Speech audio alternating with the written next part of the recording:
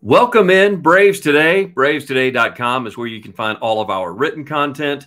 The Braves swept. Man, those bold predictions did not turn out like we thought they would. Now, the good news is only American League teams have swept the Braves. Toronto, mid-May, Houston back in April, right around the 20th or so. And now the Red Sox make it the third American League team in order to do so. But let's talk about something on the positive note. Despite tonight and the no decision, it's time we start talking about Spencer Strider as a Cy Young candidate.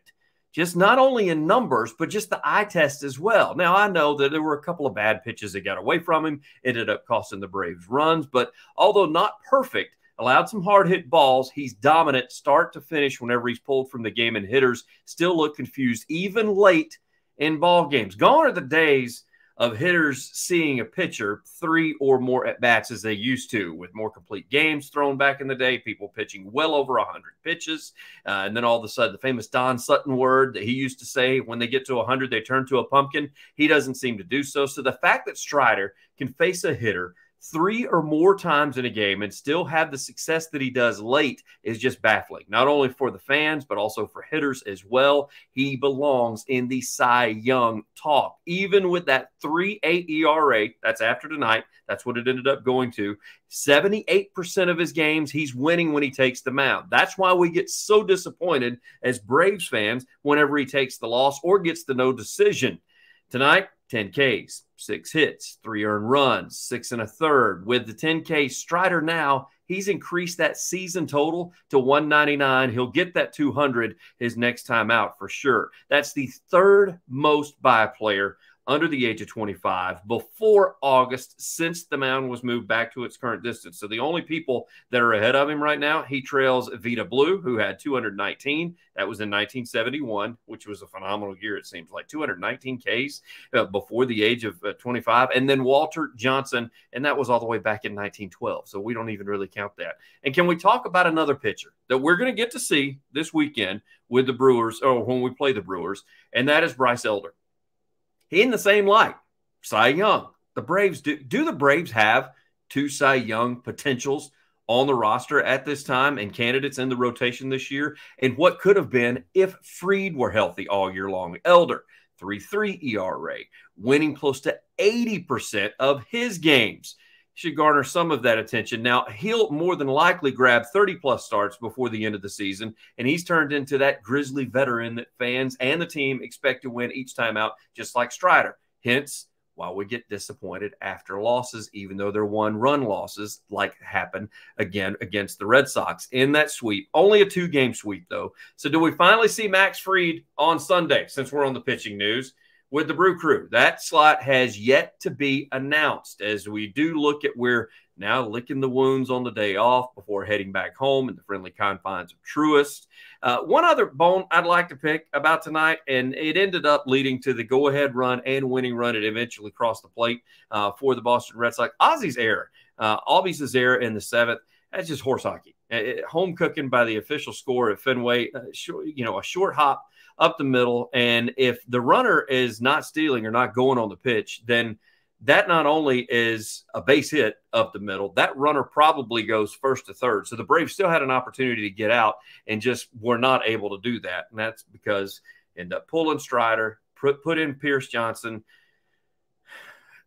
I was really excited about Johnson. I thought, possibly junk ball, curveball pitcher, takes the loss. He's now 1-6 on the season, and ERA climbing now close to 6 at that 5.8. So, and we mentioned the bold predictions just a bit ago. More like reverse psychology with myself and Zach Blackerby, as said the Braves would shut out the Red Sox over both games. You saw how that panned out. Braves also scoring 10-plus runs over the span of both games. Bats just weren't there whenever you look at the final lines. And, I know that you look at Ozzy's home run, 3-run home run, and actually Riley did okay. He reached base a couple of times, and he was able to square some balls up. And they didn't hit the ball hard, but it was almost like they were reaching, trying to hit the ball out of the ballpark, short porch and right, short porch and left. You thought maybe that they were trying to take advantage of that and maybe overswinging a little bit. And then we called for a sweep. Well, we kind of got that one right. if you're a Red Sox fan, as they were able to do that. And again, as mentioned at the top of the pod, only 3 teams have done it thus far on the season. Has not been done since May. That was Toronto. April was when Houston did it. And now, of course, the Boston Red Sox do it before Atlanta. Now is going to have to lick those wounds all day on the Thursday day off and travel day, and then head back to Truist Friday through Sunday. That's where we'll see 4-4. Yannick Urinas, he is going to make his debut for the Bravos and be on the bump on Friday. And then we'll see Bryce Elder on Saturday, and still to be determined on Sunday. Do we see Max Fried? We can only hope, as he still has a rehab start to go, so I don't know that he's going to have enough rest in order to do it. Also depends on how many pitches they were able to pitch him when he gets at AAA. And who knows if we're going to see another debut by somebody on Sunday on a home debut, because they're not wanting to push Fried. We'll have more on this. We'll get a preview of the Brewers series, along with probably what to expect as far as some trade deadlines. That is going to take place on Tuesday. August 1st is the deadline. The Braves have already picked up some pitching. There's been some other rumors out there. Did you see Duvall in that Red Sox series? How well he was visiting with the Braves staff and how he was visiting with the players. I know he has a relationship there, but there are some rumors that they could be looking at making a move. Did they unload Ozuna? Is that somebody that the Braves have finally had enough of? He had a terrible series as far as this week was concerned with the Boston Red Sox. So a lot of changes could be coming to the Braves lineup, both pitching as well as what we see in the field. Will we see some familiar faces come back?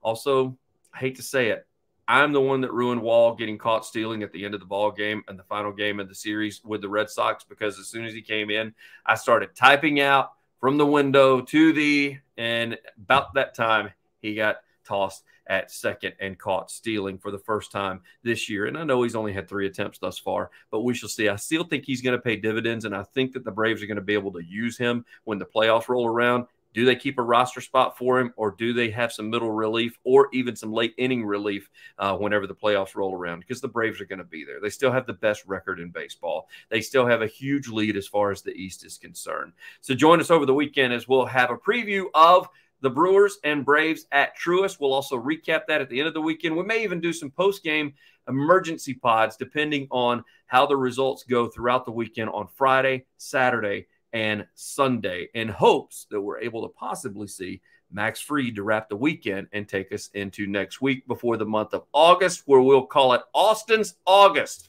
Already calling it. I think Riley is going to have a big August to take the Braves and push them even further in front as far as the National League East is concerned.